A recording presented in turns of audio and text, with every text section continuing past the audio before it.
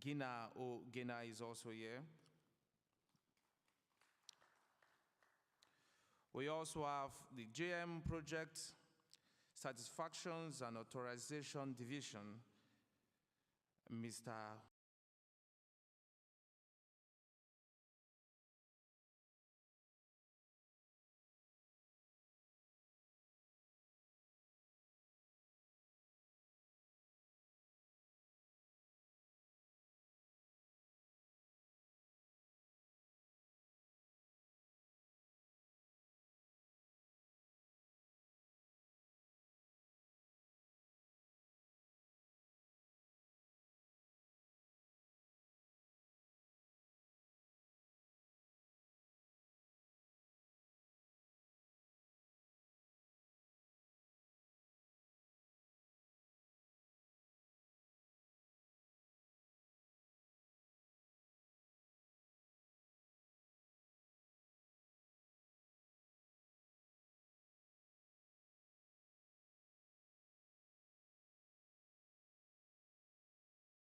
Brotai here in Bayelsa State, Nigerian Army, the representative or the commander. Please, if you're here, please signify by raising your hand.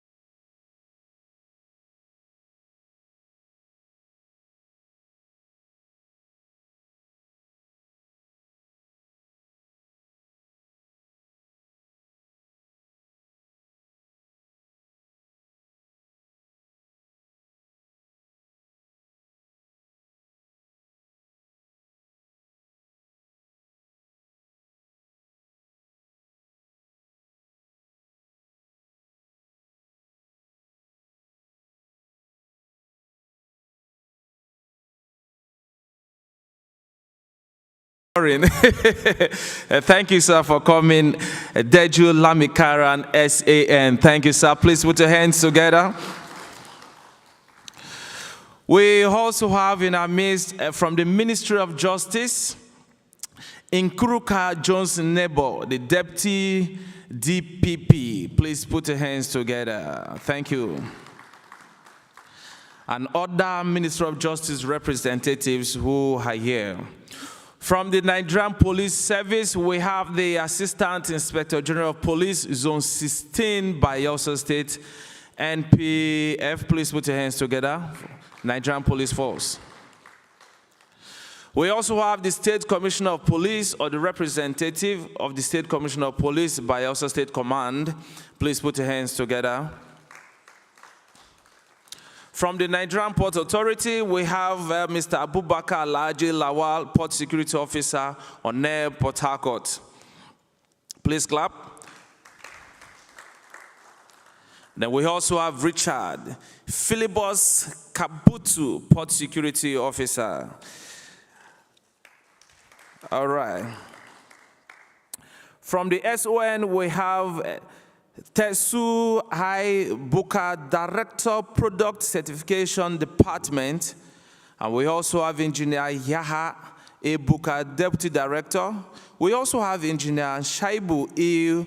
Onuchewu, Deputy Director, Inspections and Compliance Department. They are also here today. Please put those hands together for them.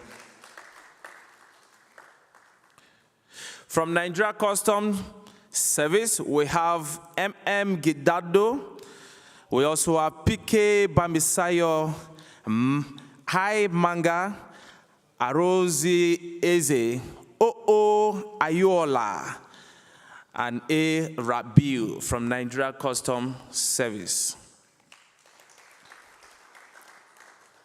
No matter how powerful you are as a Nigerian, you know, there is a saying, where the elephant is not there, the buffalo feels powerful and big. No matter how powerful you are, these people, you have to respect them if you're not doing the right thing. All right, they are the EFCC, and they are also here. Ladies and gentlemen, I would like to recognize from the EFCC, CSE Lawal Ahmed, CSE Olorutoyin O Oladimeji. Sorry if I don't pronounce your name correctly. I'm an Ijaw man, and sometimes that Ijaw tongue used to enter, so sometimes we pronounce your name as an Ijaw man. We also have CSE Mohammed K. Abubakar. We also have from the EFCC, CSE Awulushi, right? Yeah. All right. Awulushi Timitope Moses. And CSE Danladi Daniel. Please put your hands together. From ICPC, we have Mrs. Ekere Esire Aroye Sisi. We also have Dr. Agada Akogu, Assistant Chief Superintendent, and Mr. Kalu Oduma, Senior Anti-Corruption Officer. Ladies and gentlemen, can we appreciate them?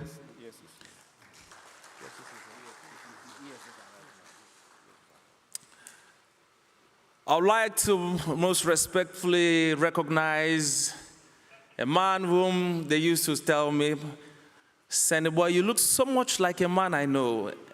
Wherever I go to, you look so much like this man. I say, yes, I know. I know I look so much like the man whom I want to recognize. Ladies and gentlemen, please help me make welcome the Executive Secretary of Nigerian Content Development and Monitoring Board, NCDMB, Sci Engineer Simbi Wabote. Please put your hands together for him. Thank you, sir. They said I look so much like you. Oh, yeah. I used to tell them he's my father. Yeah, he's my father. It's either you adopt me or I adopt you. There must be an adoption today. Thank you, sir.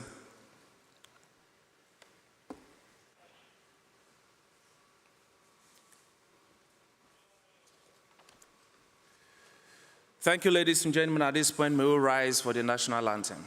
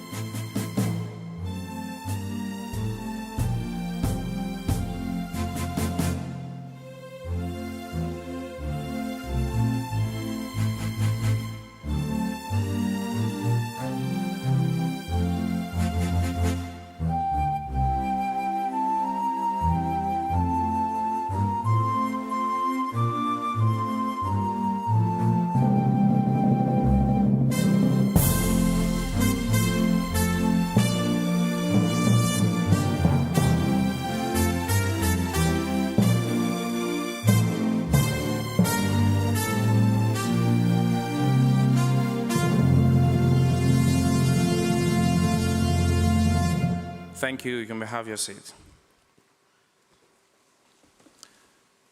The Executive Secretary of NCDMB, Sci Engineer Simbi Wabote.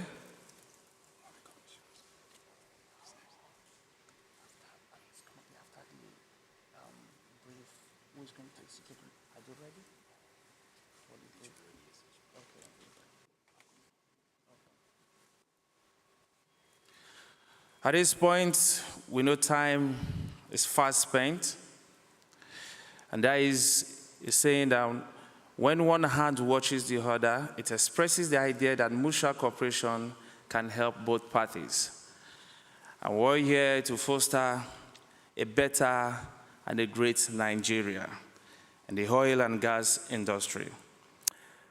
I would like to invite the technical crew to at least take the security brief, if you're ready. Okay.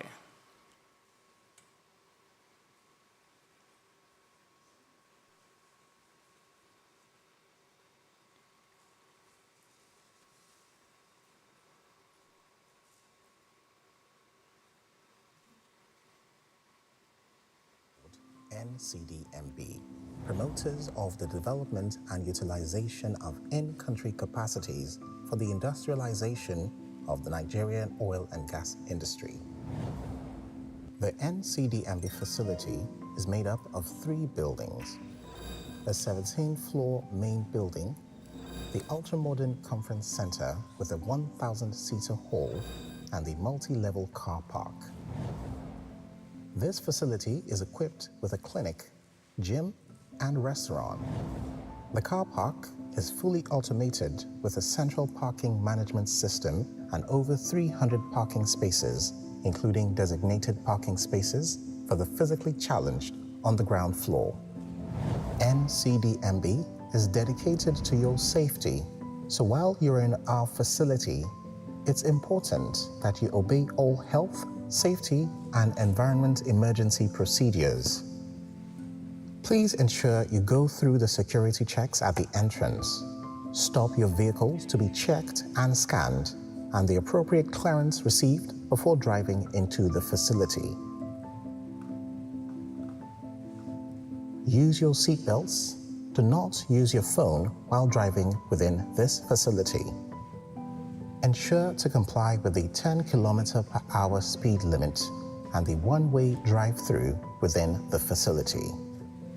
This building is equipped with an access control system, so ensure to go through all security checks to be granted the necessary access within the facility.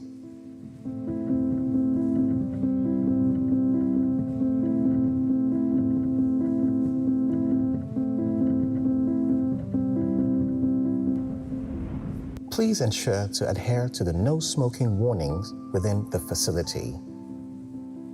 The NCDMB building is a smart facility designed and built with the intent of comfort and safety for all users. There are conveniences for male, female, and the physically challenged to the left side of the reception area and on every floor of the main building. In the conference center building, the conveniences are located on both wings of the ground floor and the first floor. There are signages to guide you within this facility. The green Walkman image and arrow indicates direction of exit. It's important to identify exit points nearest to you at all times. Please note that this facility is under 24 hours CCTV surveillance. This facility is equipped with smoke and fire detectors and sprinklers. In the unlikely event of an emergency, the fire alarms blare continuously, followed by announcement over the public address system, informing people in the building on how to safely evacuate. Do not panic. Stop whatever you are doing, leave your belongings and walk briskly to the muster points using the various exit routes indicated for emergency use. Do not use the lifts as they will be automatically disabled during emergencies. Only the stairways should be used during emergencies. At the muster point, a head count will be carried out. Do not go back into the building until the emergency is under control and you're addressed by a competent safety officer. Fire hose reels and fire extinguishers are strategically located on all floors of the building. The facility is also equipped with fire hydrants and a breacher inlet for easy access for firefighters in an emergency situation. Do not fight a fire if you're not trained to do so. Your safety is our responsibility, but your compliance to our rules will help us keep you and everyone safe. Have a safe stay in the Nigerian Content Tower. Thank you, NCDMB, for changing the narrative and setting the standard for the Nigerian state. Ladies and gentlemen, moving on, I would like to welcome Barrister Nabot Onyeso, Head Legal Services, NCDMB, to take the welcome address. Please, can we put our hands together for him?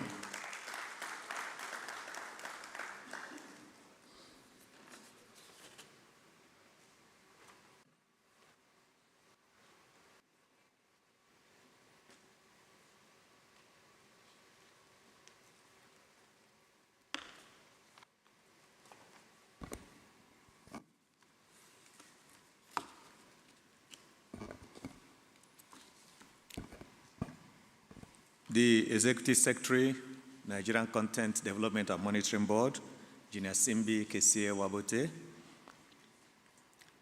Honorable Justice Simeon Amadou Abba, Learned Sikh, Mr. Deji Lamikron, SAN, our distinguished speaker, Professor Festus Emery, and other speakers,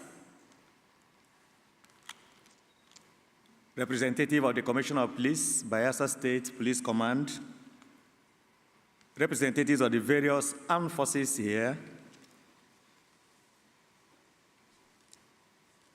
directors and general managers of NCDMB, distinguished invitees, members of the press, ladies and gentlemen. Good morning and welcome to Nigerian Content Tower here in Yanegua. On behalf of myself and my colleagues in the Directorate of Legal Services, as well as staff and management of NCDMB, I am very happy to extend a cheerful welcome to every one of you who made it to this second workshop for law enforcement agencies convened by NCDMB. The first workshop took place in Abuja in November 2020. After that first and inaugural conference, we promised to meet again to review and re-strategize on partnership to ensure collective impact of Nigerian content implementation. Today's workshop, therefore, is a fulfillment of the said promise and shows that the board is resolved to strengthen our ongoing collaboration with the various law enforcement organizations and sister agencies as to leverage on our respective expertise and partnership to accelerate Nigerian content compliance in the oil and gas industry. Although this workshop is sponsored by NCDMB, it is managed by our event partners, GT Energy. For the benefit of those who might not know so much about our board, NCDMB is a federal government agency under the Ministry of Petroleum Resources.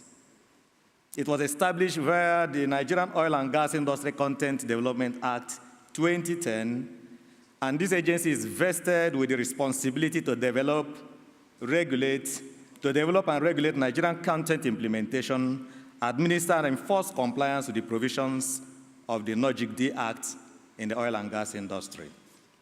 The theme of today's workshop is promoting multi-agency collaboration for local content enforcement in the oil and gas industry. The theme speaks for itself about the very essence and objective of this workshop, which includes basically to intimate stakeholders to some of the challenges of enforcing compliance with the NOGIC Act and to engender the spirit of collaboration for integrated approach to the enforcement of Nigerian content requirements in the oil and gas industry. For all intent and purposes, therefore, NCDMB recognizes the kinetic power of collaboration and the impetus it generates for the attainment of its mandate. Hence, in the board's 10-year strategic roadmap, which is formulated to drive Nigerian content growth to 70% by 2027, compliance and enforcement is one of the 5 key pillars. Similarly, collaboration and stakeholder engagement are also identified in the same 10-year strategic roadmap as one of the 4 enablers to support the attainment of the 70% Nigerian content growth target. These are succinct evidence that the board understands the criticality of collaborating with relevant stakeholders like sister agencies here in the room and the various law enforcement agencies, particularly those invited to this workshop, as key partners to drive and accelerate compliance and enforcement of Nigerian content regime in the oil and gas industry. With oil and gas industry still as the mainstay of Nigeria's economy, all hands must be on deck to ensure that Nigeria derives maximum value from oil and gas industry activities while oil and gas remains relevant in the global energy mix. Thus, we are aware of our own limited capacity as an agency to effectively police the entire oil and gas value chain all alone, and thus recognize the investigative and forensic expertise of the various law enforcement agencies that we have invited to this workshop, so that this will create a platform for structured dialogue and information sharing to foster required synergy to achieve broad compliance with the NOGIC-D Act. Before I conclude, let me say a word or two about the structure and content of the workshop program itself. This program has 3 segments. The first segment is the part that I have just begun, and that is the opening ceremony. The second part has 6 paper presentations, and the last part will be panel section. The Executive Secretary is going to complete the opening ceremony because he is the chief host, and he will set the stage rolling with a keynote address, which will provide a panoramic view of the NOGIC Act, showing the background to local content law, the mission and mandate of this agency, the journey so far, and our outlook for the future. We will not be able to time him because that paper is supposed to provide us a full bouquet of what the law entails. But trust me, his presentation will be nimble, enchanting, and illuminating. The other paper presenters are expected to speak for about 20 minutes. As subject matter experts with hands-on experience, I hope they will stick to the time allotted to them. The panel session 2 is made up of great minds who will look at the legal issues and challenges implicit in multi-stakeholder engagement and enforcement of the NOGIC Act. There will be feedback sessions, and that is a period for question and answers, and even interventions from participants. Finally, I want to draw inspiration from Helen Keller, the popular American blind and deaf author and educator, who pointed out that alone we can do little, but together we can do so much. Yes, this workshop admits this fact. As NCDMB alone, we can only do very little, but together with other agencies of government, so much can be done. More importantly, noted Henry Ford, coming together is just the beginning, but keeping together is progress, and working together is success, unquote. I hope that by the end of this workshop, the board and all the agencies represented here will not only keep together, but also work together to ensure successful enforcement of Nigerian content requirements in the oil and gas industry. Let me once again thank you for taking all the trouble to honor our invitation to this second workshop for law enforcement agencies in Nigeria, holding today here in Bayelsa State. God bless you all.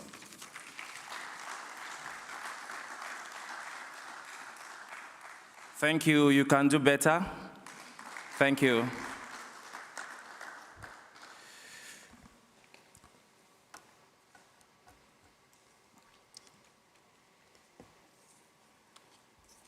Thank you. If you extract the peripheral system from the computer system, you won't get the functional of what you want to use the computer for.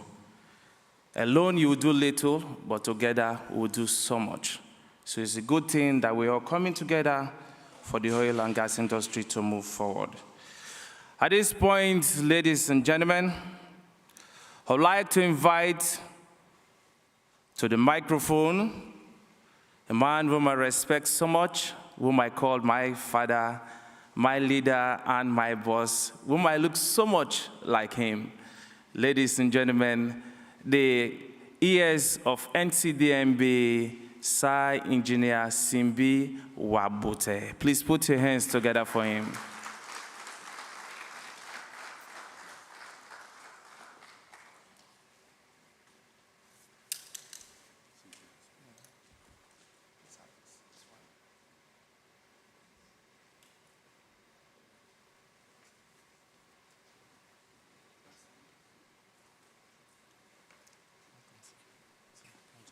Yeah, let's go through. Okay.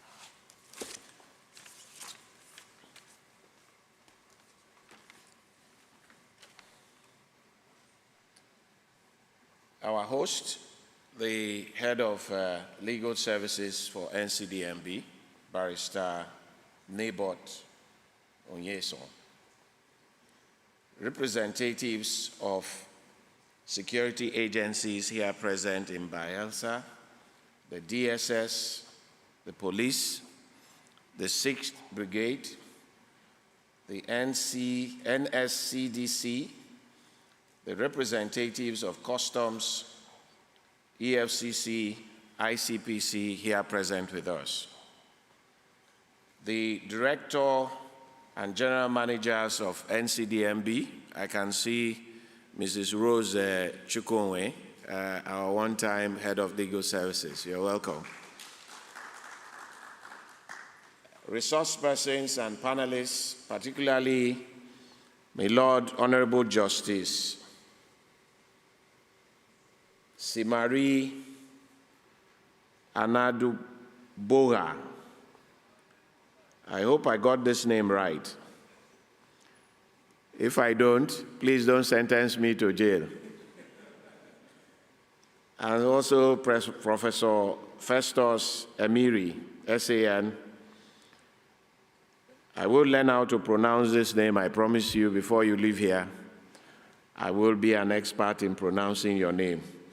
Distinguished ladies and gentlemen, you're welcome to NCDMB Conference Center, as well as NCDMB TARS.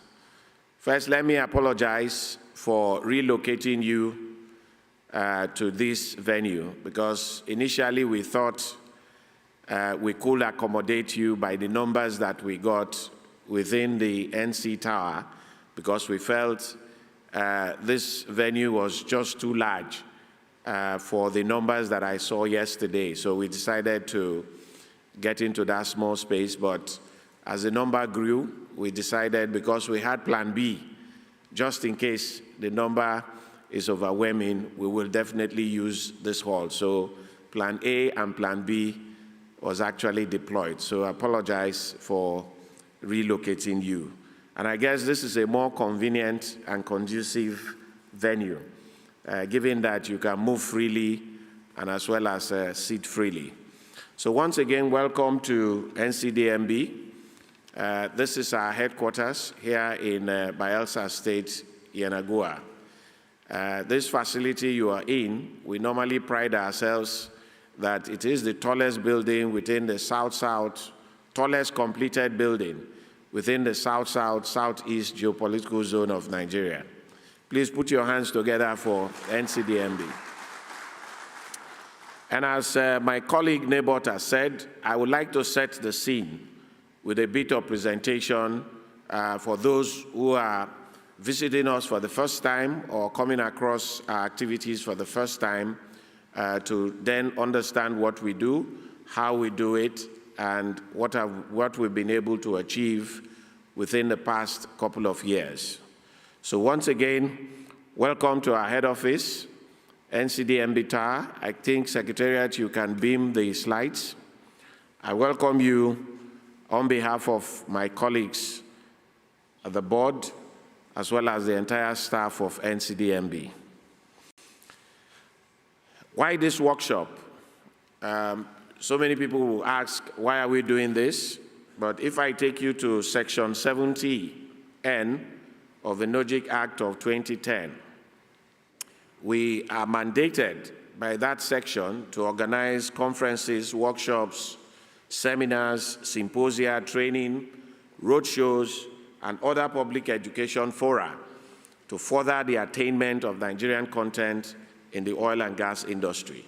So this is the reason why we are doing this. A couple of weeks back, we held a similar workshop for judges in Bayelsa State.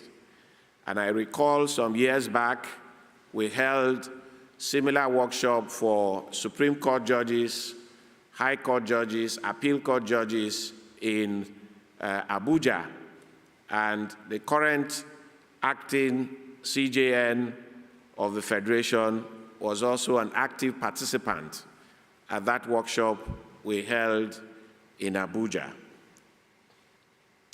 My presentation outline will just go through the following format. I'll talk about the background.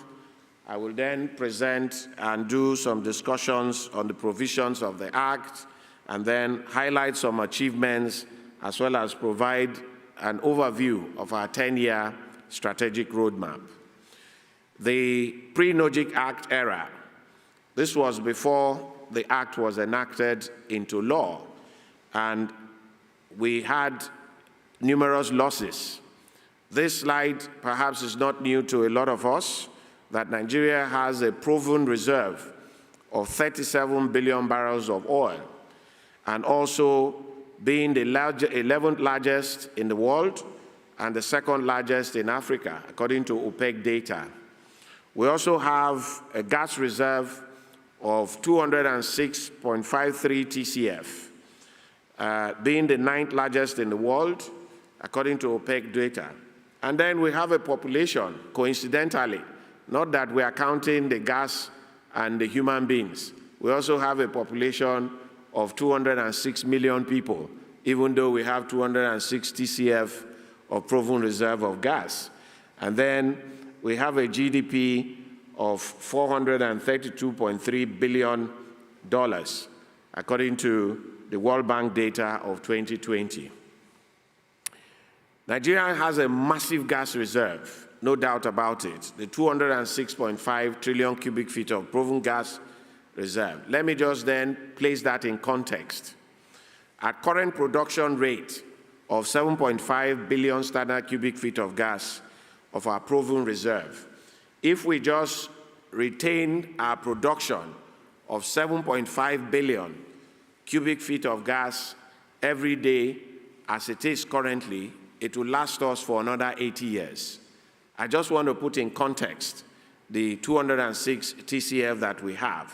But again, data also shows that we have about 600 trillion cubic feet of gas unproven, because in the oil and gas industry, before you can declare what you have, there are processes that you have to go through, and then you book it as saying that this is what we have, we can say today that we have in the ground.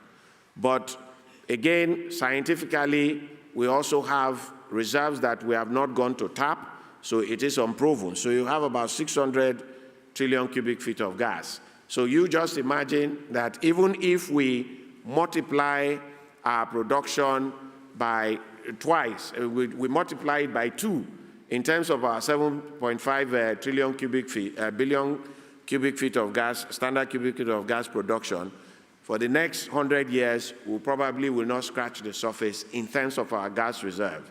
Just wanted us to get that in context.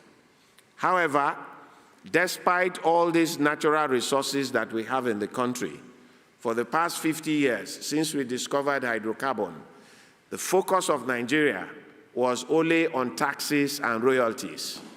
We did not explore the value chain associated with the exploration and exploitation of hydrocarbon. And in the process, we had over $400 billion capital flight year on year because we did not take advantage of what we had. And every year, maybe about 2 million jobs, because nothing was practically done in Nigeria apart from the fact that we give the acreages to the international oil companies. When they produce, they pay us taxes, they pay us royalty. That was where we focused on for almost 50 years. And I think out of that focus, some of the leaders of the country then thought of it to say, look, the hydrocarbon value chain has a lot of value in between, but Nigeria, we are not tapping it. So discussions started sometime in 2001. The then President Olusegun Obasanjo regime then set up a presidential committee to look at how we can extract value from the hydrocarbon value chain. So in 2005, they created, enunciated a policy in 2001, and then asked themselves, where do we situate that policy? And that policy was then situated in NNPC, so they created the Nigerian Content Department within NNPC to drive that policy of government. And then that department after a couple of years, reeled out what we call the 23 directives, where they marshaled out 23 things that the industry need to do in order to add value in country. But this went on for a while. The industry responded to it, but with some kind of distress, because when they try their best, they cannot achieve any of those directives. They then ask the question that what's the legal basis to do what they are being asked to do? So that went on for a very long time, up until the National Assembly now decided to think and then decided to work on a bill with which to give legal basis to that policy pronouncement. So in 2010, the act was then enacted and was signed into law in April 2010. The mandate, the act of 2010 has several provisions in terms of how it will be implemented. Like I said, 22nd of April was signed by Ebele Goodluck Jonathan, and we have been at a journey of more than a decade of implementation of the provisions of the Act. The key thrust of the Act is a very small document, and I'm sure by the end of this event, every participant will be given a copy of the Act itself. Number one is to integrate oil-producing communities into the oil and gas value chain. The second thrust of it is to maximize the participation of Nigerians in the oil and gas activities and to maximize the utilization of Nigerian resources, goods, services, and assets, and also attract investment to the Nigerian oil and gas sector, as well as link oil and gas sector to other sectors of the economy. What that means is that we have to use the oil and gas sector, where today we have about 85% of foreign exchange earning, to propel the existence of other sectors, and of course, to foster institutional collaboration like what we are having today, because most of the agencies here are agencies of government, and how do we work together in order to actualize the Nigerian content goal?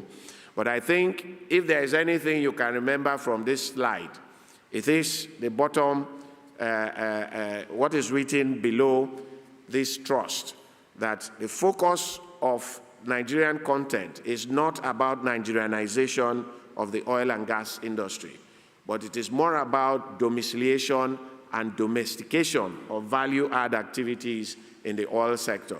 What does this mean? Most of the times, I get calls from people to say, look, yes, there is a company working in our community, and that company has experts working for them. And the question I throw back at them is that, what is wrong with experts working for them? Because you need those experts, but it's more about bringing the services in the country and providing that service, rather than saying every sector of the oil and gas sector must be occupied by Nigerians. I give you an example, putting this in context. Today, if there is a technology that is just out in the world, and a company comes to NCDMB to say, look, we want to establish ourselves in Bayelsa State, but to establish ourselves, we need about 100 expatriates to work in that factory.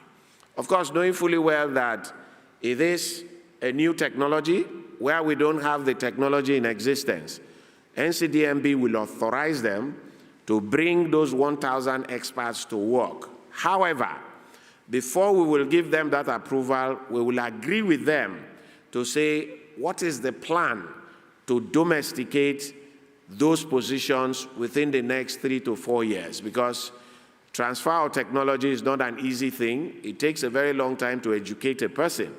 So that policy is that they domicile the service in country, and then over time they domesticate the service. So I think it is important for people to know that Nigerian content is not about Nigerianization, but more of domiciliation and domestication of value-add services. Let us bring the law into reality, as it were. Of course, we have law enforcement agents here who are very vast in law themselves. So I will just keen through this just to tease our brain a bit. When the act was signed into law, NCDMB started a journey within 3 horizons. The first for us, 2010 to 12, was where we set up the organization and tried to see how we beef up the capability of the organization to implement the provisions of the Act. The second horizon was where we begin to develop some capacity development initiatives, what we call CDIs, to support the activities of the Act. And then the 2017 to 2027, because we are an organization that look ahead of what we want to achieve. We then started implementing our 10-year strategic roadmap within which we want to know where we get Nigerian content to within the next 10 years in the year 2027. Where are we today? Like I said, this is our head office. This is a night picture of our head office here in Bayelsa State. It was commissioned on the 13th of August, 2020, even though we completed it sometime in 2019, but the actual commissioning took place in the year 2020 by our dear president. Even in the midst of the COVID, it was done virtually. We are located in the various locations that you see there. The Act mandates us to open zonal offices in oil-producing communities of Nigeria. So we have an office in Ondo, which is our zonal office. We have a zonal office in Delta State that looks after Edo equally. We have a zonal office in Imo State that looks after Abia, and then a zonal office in Akwa Ibom State that also looks after Cross River when they were oil producing as such. And then we have a zonal office in River State. We have a very small liaison office in Abuja and a small liaison office in Lagos because most of the times we get invited for all sorts of meetings and we don't want to be using the premises of hotels, so we run a small zonal office. We don't have people working there. The only person who has a permanent office there is perhaps the executive secretary. Every other desk within the zonal offices, within the liaison offices are just hot desks where people just go, plug in and work if they have what to do. Our organizational setup, we're a very nimble organization. We have a governing council that looks after our activities. That governing council is chaired by the Minister of Petroleum Resources, who is the president but has delegated to the Honorable Minister of State for Petroleum Resources. The executive secretary is the secretary of the council, and we then have members of council. Members of our council are institutional representatives. Luckily, we don't have politicians as part of council members. So you have NICOM representative, you have COREN, you have NCCF, which is the Nigerian Content Consultative Forum reps. You have Ministry of Petroleum Resources. The former Department of Petroleum Resources also have a representative. You have NNPC as represented in the board. You have a couple of directors, general managers, and this is the high-level organizational structure. The picture before you are current members of the council as they are represented, governing council with, of course, the chairman being the Honorable Minister of State for Petroleum Resources. I can see the ladies looking out to see if there is lady representation at the council. The rest assured that there's one. So we're a bit very gender-friendly within NCDMB. Our vision as an organization is to be a catalyst for the industrialization of the Nigerian oil and gas industry and its linkage sectors, in line with the thrust that I read out before. And before you is our mission, is to promote the development and utilization of in-country capacity for the industrialization of Nigeria through the effective implementation of the Nigerian Content Act. That is our mission. And within NCDMB, we share very strong core values. And I'm sure those core values, while you're here, will be demonstrated as opposed to just reading. We have a passion for what we do. We also have professionalism as what we drive within NCDMB. You cannot enforce local content if you're not patriotic, if you don't love this country, if you don't believe in this country. So patriotism is what we look out for: integrity, creativity, and team spirit. These are values that we hold so dear in NCDMB. The key mandate, despite the number of paragraphs or pages you have within the NOGIC Act itself, our key mandate can be summarized into two. One is to develop local capabilities and capacities without compromising standard, and the other one is to monitor the implementation of the provisions of the Act itself. Our strategic interventions, given our key mandates, are supply chain development, human capacity development, provision of infrastructure, funding, and resource utilization, as it were. Like this facility you are sitting in was built for us by an indigenous local contractor. Within 4.5 years, we completed the entire complex from start to finish. But everything was done by a local contractor. When you look around, even the tiles, the marble tiles you're seeing, the granite tiles you're seeing on the floor, all these we are gotten from Nigeria. We brought them in from Kaduna, the factory that is producing granite.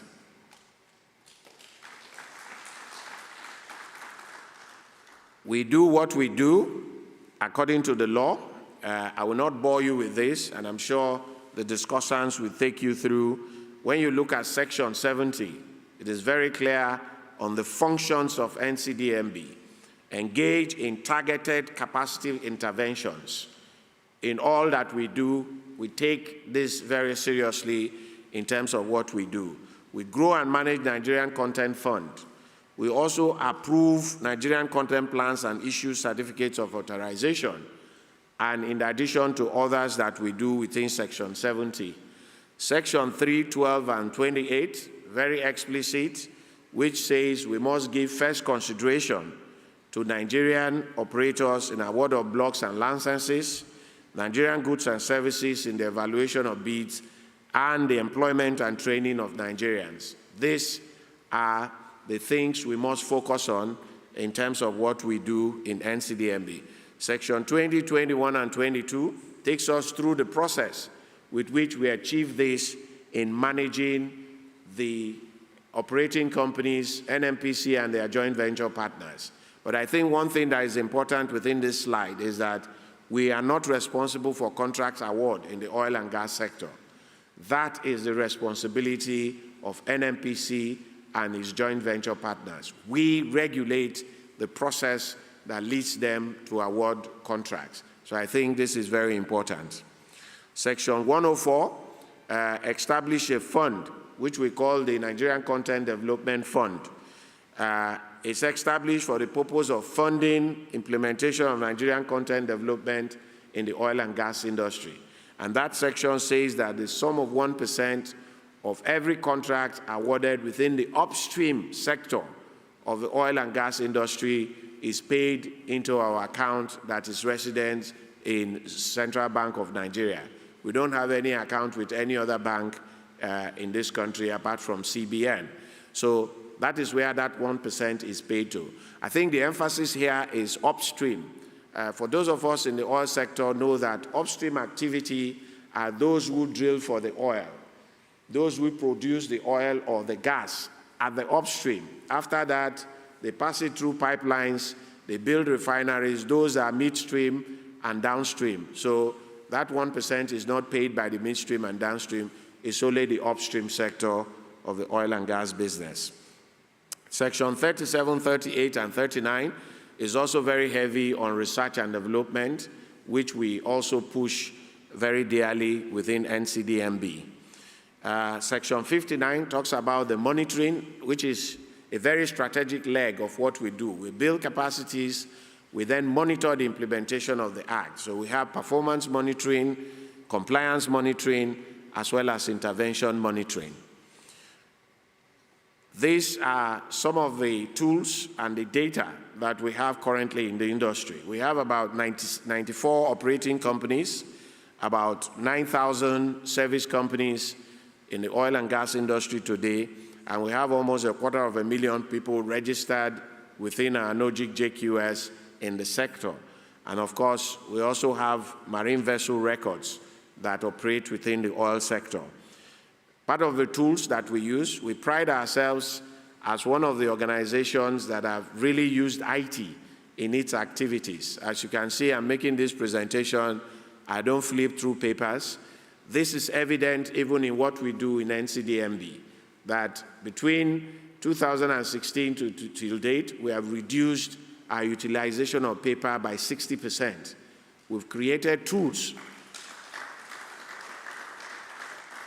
We've created tools to enable us become very effective. The NOGIC JQS, our Nigerian content plan, our Nigerian content equipment certificate, our Nigerian content expatriate quota administration. Before, you used to have a lot of people, if they want to apply for expatriate quota, they come all the way from wherever they are located to Yenagoa to go through the process to apply to submit documentations. But today, you can do that in the comfort of your office, and then the approval process is all electronic. We don't give quota, but the Act says that anybody who wants to apply for quota to the Nigerian Immigration Service in the oil and gas sector must first get an approval from us before they go to immigration to apply for the quota. So all that process is heavily automated. Our achievements, let me just reel some of it. Our journey to 70%, which we have set for ourselves in the year 2027. This is just a snapshot of the big ticket items that we've been able to deal with today. Before the enactment of the Act, like I said, nothing was fabricated in country. Everything we did, I used to work for Shell, and I served Shell for almost 26 years and left as a director of Shell. I am an engineer by profession, so in those days, we engineers were the envy of other professions like the lawyers or the accountants, because once there is any project, we were sure that we are going to travel to Houston, we are going to go to Aberdeen, or we are going to go to Calgary to do simple designs, because nothing was done in this country. Less than 5% was retained in country. But today, as a result of the implementation of the Act from 2010 till date, we've been able to establish world-class fabrication facilities in the country. And we have capacity to fabricate about 250,000 metric tons per annum in Nigeria today, from nothing to where we are today. So you have the Saipem yard in Port Harcourt, you have Avion Yard, you have Niger Dock, EWT, Shimshi Ladol facility in Lagos, and MG Valgas in Port Harcourt, amongst others. In addition to that, cable manufacturing. Not too many people know that the oil and gas industry perhaps use more cables than building construction. An example I can give you to put it in context, the Egina FPSO, which was integrated in Lagos, 200,000 barrels per day production FPSO, which is a floating production and operation system. The cable that was used in that vessel, which is about 3 football fields, if you stretch it, it will go from here in Bayelsa to London. That is in context, the quantity of cable that was used within that facility. So today, all the cables we use in the oil and gas industry, we manufacture here in Nigeria. You have Coleman cables, you have Nexan cable, you have other cable manufacturing outfits that produce industry standard. Also, in terms of coating, like you know, 90% of the construction material in the oil and gas industry is steel, and you have to keep steel to survive out of rust and the rest. So whatever pipe you use, you have to coat it. Today, we coat all our pipes in country. If we don't manufacture the pipes, the ones we don't manufacture that you import has to be bare end pipes so that they can be coated in country. Today we have about 5 world-class coating facilities: SCC in Abuja, Yulong in Lagos, pipe coaters in Port Harcourt, and pipe coaters in Lagos and Africoat in Port Harcourt. We also have tree manufacturing subsidiaries for those in the industry in country today. Today, we also have indigenous Nigerian producers. In those days, when I joined Shell in 1991, production of oil and gas was left to the exclusive preserve of the international oil companies. It's unheard of that a Nigerian outfit will manage production. But today, we have Nigerians, almost 98% owned by Nigerians, managing production outfit. A typical example is Seplat. Seplat bought acreage from Shell. When Seplat bought that acreage, it was producing about 20,000 barrels of oil per day. Today, that acreage is producing about 75,000 barrels of oil per day.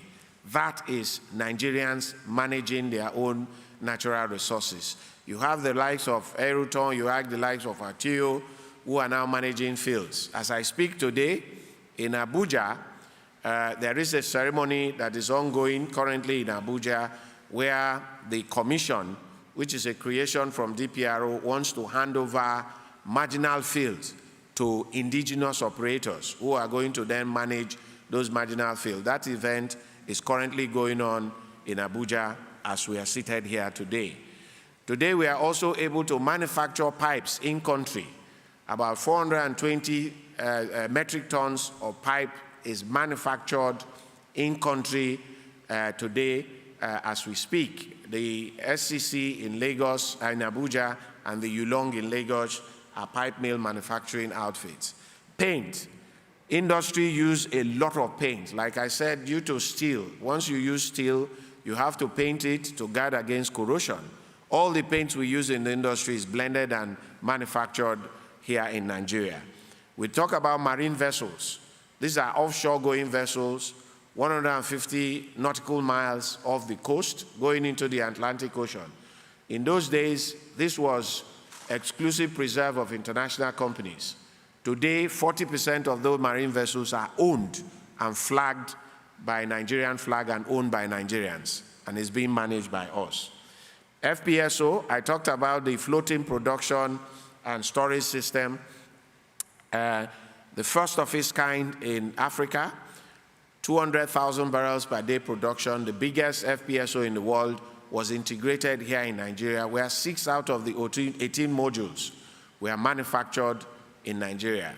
To put it in context, one module is about 6-story building tall in terms of fabrication capacity. Was done in Lagos. This is just to mention but a few of the activities we undertake. Engineering design.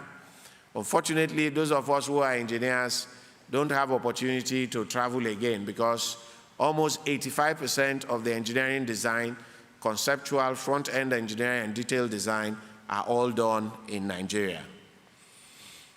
So we then come to our 10-year strategic roadmap as towards the end of my presentation. This strategic roadmap is to tell us, to say, where do you want to be in a couple of years' time? Once we tell ourselves where we want to be, the next question is, how do we get there? So we then set out strategy on how we want to attain that 10-year strategic roadmap. The 10-year strategic roadmap has 5 pillars. One of it, of course, is technical capability development. We must work to extend and deepen in-country technical capability in the oil and gas industry. Enable business environment. The 5 pillars are technical capability development, compliance and enforcement, enabling business environment, organizational capability, and sectorial and regional market linkages. And we have 4 enablers underpinning these strategic pillars. And these are funding, because you cannot develop local content if you don't have the right set of funding. We have the regulatory environment, which you must synergize with to ensure that you're speaking the same language with the people from customs, you're speaking the same language with the people from immigration in terms of expatriate quota management, customs in terms of importing goods that can be produced in country. So that's very important. which goes a long way to talk about why we are here again as a bedrock of achieving our 10-year strategic roadmap, is the stakeholder engagement. We must engage all our stakeholders to understand this journey so that wherever they are and they see what we do, they can appreciate and try to support us to want to achieve it. And of course, the fifth one is research and development. No country can ever develop if you don't invest in research and development. It's unfortunate today, if you Google research spend all over the world, you will see a table of countries and how much they spend on research. And the only African country that will be on that list is South Africa. If not, there is no African country on the list. And today, China spends almost about 5% of its GDP on research and development, not to talk of United States and the rest of it all. So you can clearly understand why they are where they are today as compared to most African countries. Excuse me.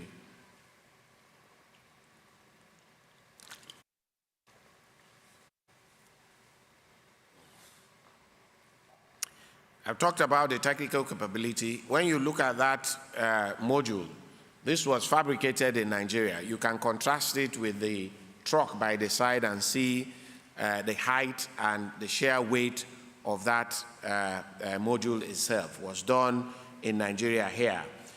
The fabrication yard, this is another module. If you look at the picture, this was fabricated in country. Look at the people, you can see the dimension of the size of that module going into 2 kilometers of water depth offshore Nigeria in the oil and gas sector. This is Saipem fabrication yard. This is another module that you can contrast with the car. This is a pressure vessel done in Nigeria within the EWT yard in Port Harcourt. You can dimension it with the people standing by it and see the size of that. This is the Egina FPSO that was integrated here in Nigeria. During the construction of that FPSO, we recorded 24 million man-hours. We trained over 560 man-hours within the life of that project. It has capacity to produce 200,000 barrels of oil per day, and we had training during the peak of that project. You have about 4,000 Nigerians that were employed in various yards working and fabricating for the project. This is the coating plant, the Yulong coating pipe mill in Lagos, currently at the free zone, and this is the coating plant at the SCC mill. And then you have other coating plants. As part of our industrial facility development, currently building what we call the Nigerian Oil and Gas Park Scheme, which falls within the mandate that we have to develop infrastructure.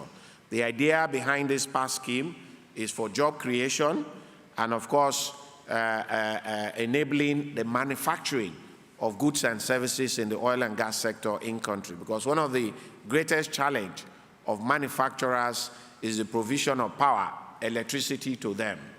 So we are building an industrial park that will power gas-fired power plant. I can tell you with all sense of pride and humility that this building you're sitting here today, when we completed this building, we also built a 10 megawatts gas-fired power plant. So as you're sitting here, this is being powered by our own power plant, so we don't get involved in whether grid is collapsing or grid is not collapsing. And we also extend that power. We provide power currently to the state government as we speak. We have enough capacity to provide power to others, but we are working out the legal system because we are not a power distribution company.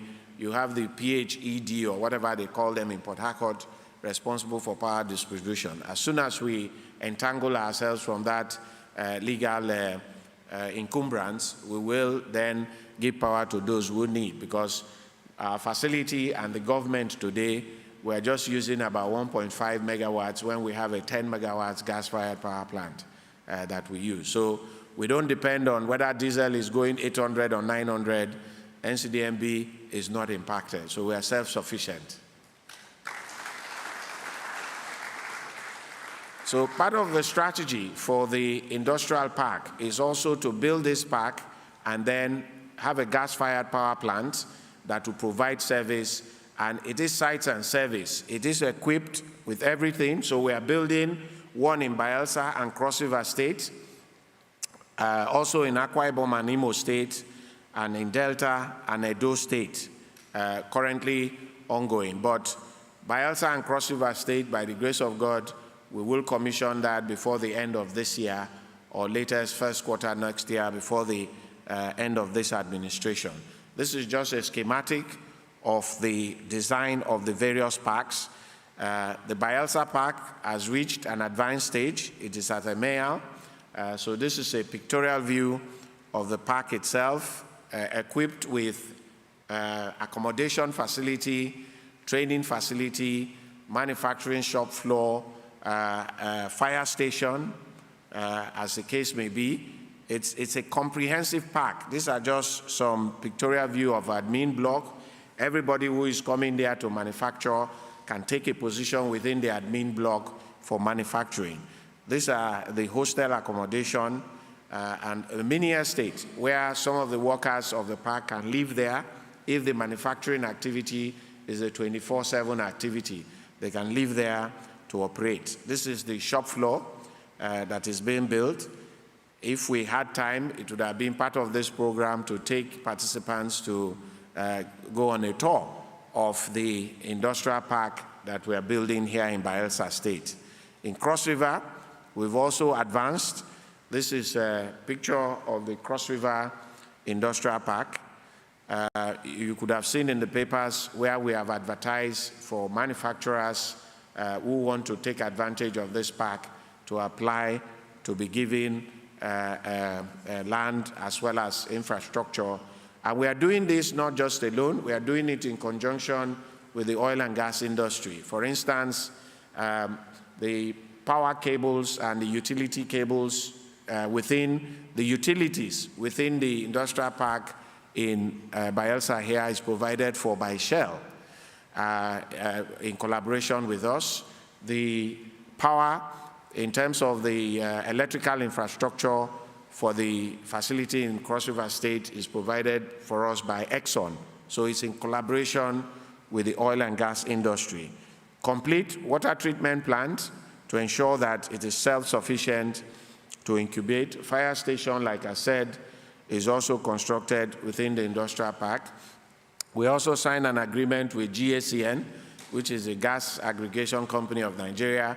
They are going to provide us the gas-fired power plant, which is almost before the end of the year, we will have that power plant working.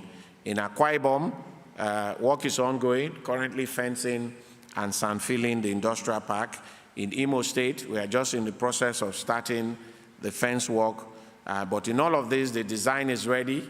Environmental impact assessment is also being completed.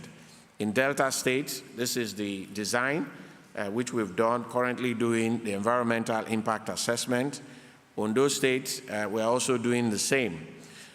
All these facilities will be managed with a private sector mindset because NCDMB is not in the business of managing a facility. So this will be given to a facility management outfit to support the sustainability of the park. On human capacity development, we have a model which we call 6-20-20 model. We deploy for human capacity development. 60% of that training model is to focus on trainings that will enable people to get jobs as they finish the training. Because what we have seen, particularly here in the Niger Delta, people do training for training's sake. In fact, the youths have now seen training as part of their job they do. When you train them for 6 months, because they earn stipend, after the training, they don't do anything with it. They come and ask you for another training. At times when we check their name, they've gone on 10 trainings in a couple of years without really doing anything with it.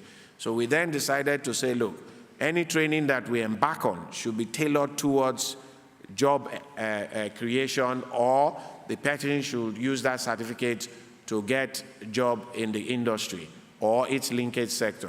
The other 20%, we build the capacity of people who already are employed in order to enhance their capacity to provide efficient service, while the rest 20% is for soft skill training amongst participants.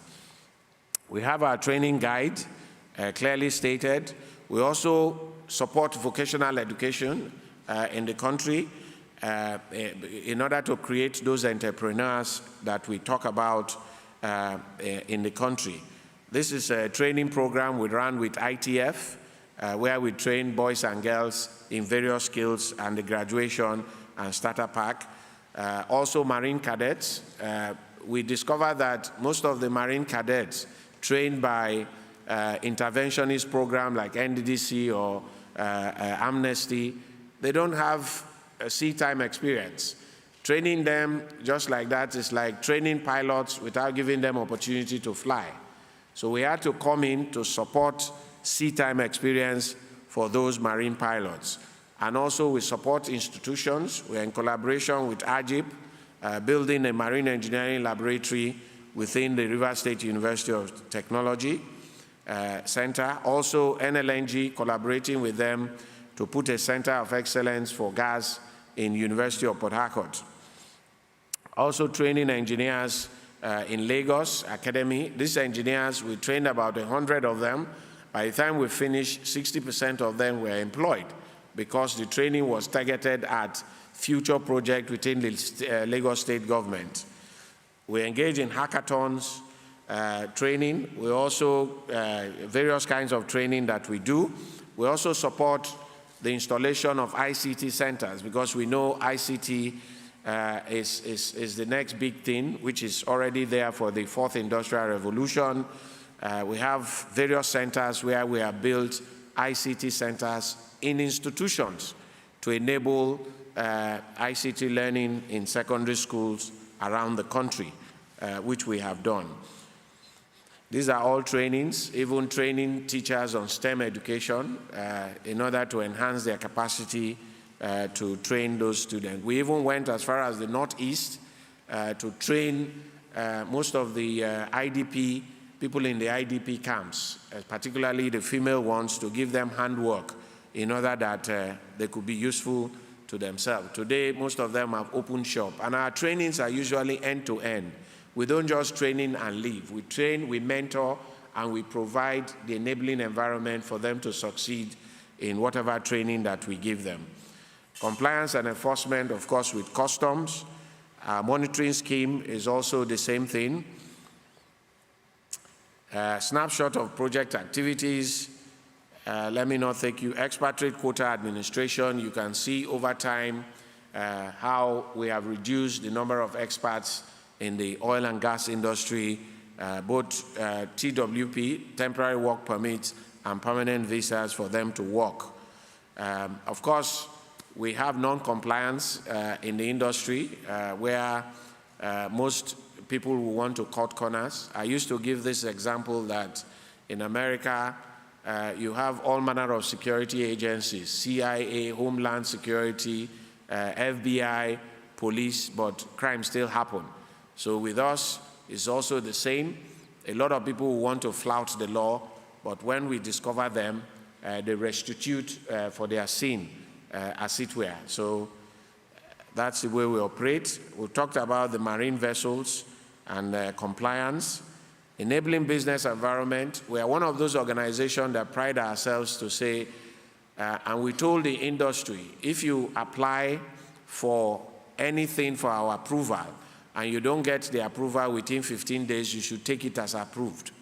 This were part of the signing ceremony with the various industry groups in order to attest to that. Today, Train 7 project, which is worth about $5 billion, we were able to get that contract signed within a year because we needed that contract to be signed so that it will create job opportunities for Nigeria. Today, almost about 10,000 direct and 40,000 indirect jobs is being created by the Train 7 activities.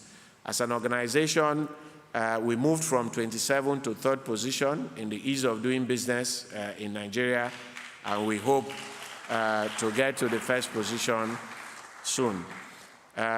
We have also enabled some of government's pronouncements in terms of intervention. For instance, when the president declared the decade of gas, how do we participate? When we talked about modular refineries, how do we support that government pronouncement and the rest? So today, we have about 23 projects spread across 16 states and FCT. We partnered with Walter Smith to build a 5,000 barrels per day modular refinery in a big way in Imo State, one of the first of that capacity to be functioning in Nigeria.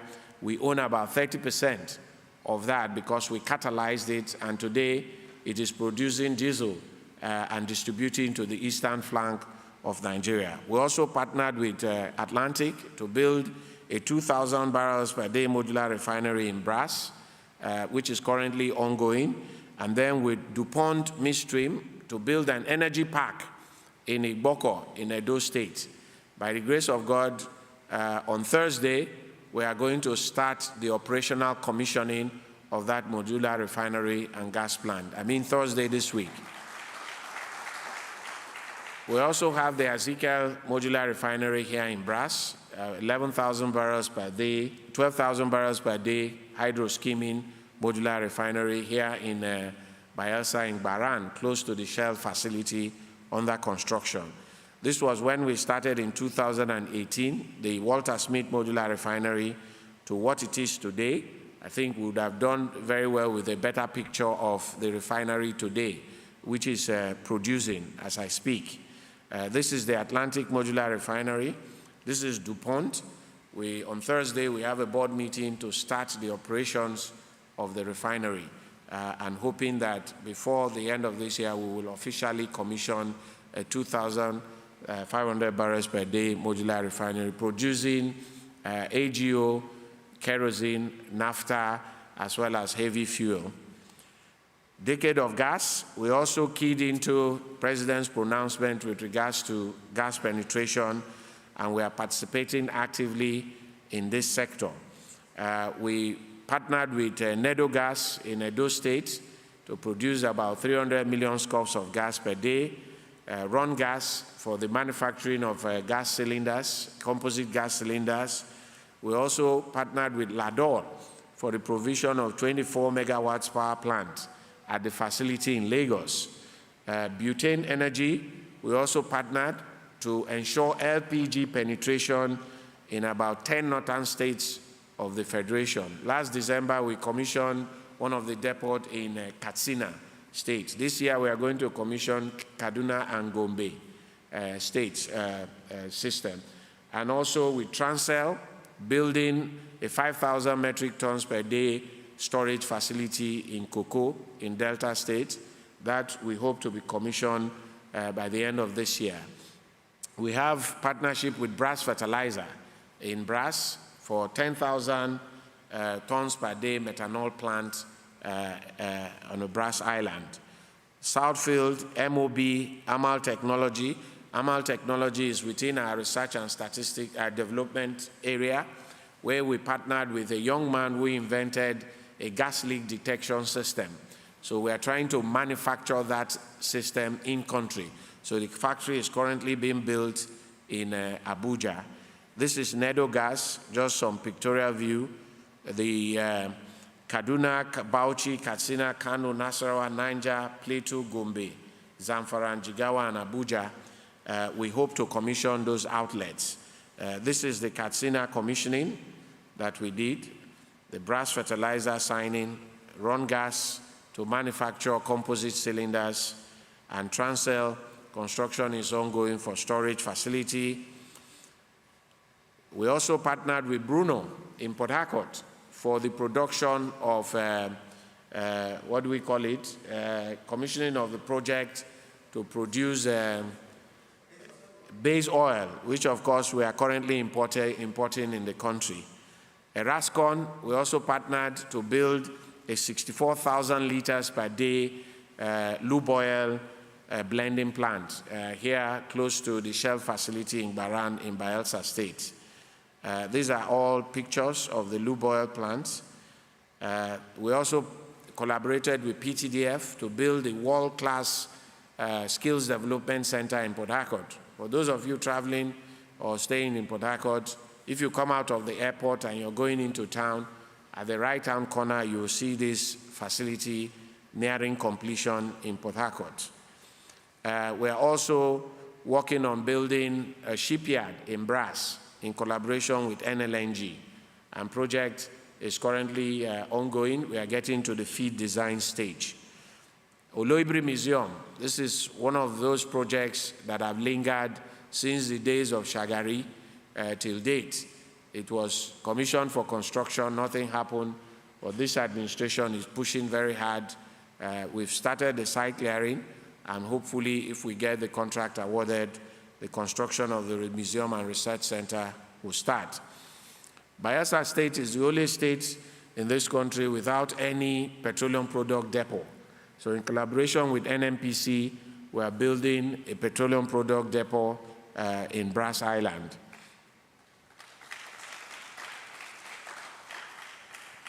This is our Nigerian content tower. This is our power plant that I described that is providing power to this facility currently. It is somewhere within Yenagoa here, located strategically. This is a conference hostel, because one of the greatest challenges in Yenagoa is getting a befitting hostel or accommodation for people when they come for conferences like this. So we are in the process of wanting to construct a 200-room hostel accommodation that will accommodate people when they come into Bayelsa State. So this 10-year strategic roadmap is real, and we are pursuing it to the latter to ensure that we achieve it. On funding, also, in order to support the growth of Nigerian businesses, we established a $300 million Nigerian Content Intervention Fund. It is being managed for us by Bank of Industry. It is given as loan to Nigerian businesses providing services to the oil and gas industry at single-digit interest rate of 6% currently, whether you're borrowing naira and dollar, just to support them, because if you want to grow local content,